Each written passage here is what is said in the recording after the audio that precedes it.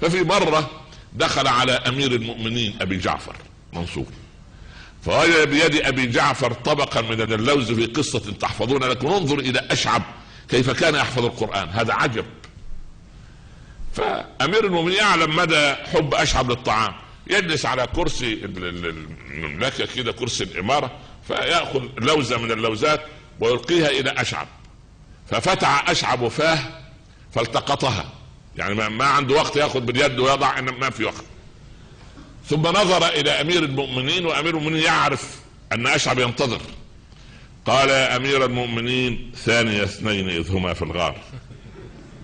فالقى اليه بالثانية، قال فعززناهما بثالث،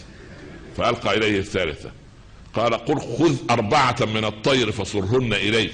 القى اليه بالرابعة، سيقولون 5 سادسهم كلبهم، 5 والسادسة، 7 ليال و8 ايام حسومة، 7 والثامنة، وكان في المدينة 9 رهط، القى اليه بالتاسع، قال 3 ايام في الحج و7 اذا رجعتم، تلك 10 كاملة، فالقى اليه بالعشر، قال اني رايت 11 كوكبا والشمس والقمر، القى اليه بال11، قال ان عدة الشهور عند الله 12 شهرا في كتاب الله، القى اليه بالله، قال ان يكن منكم 20 صابرون يغلبوا 200، قال يا غلام ناوله الطبق، قال يا امير المؤمنين انتظرتها من اول الامر، ولو لم تناولني الطبق كله لقلت لك، وارسلناه الى 100,000 او يزيدون. اذا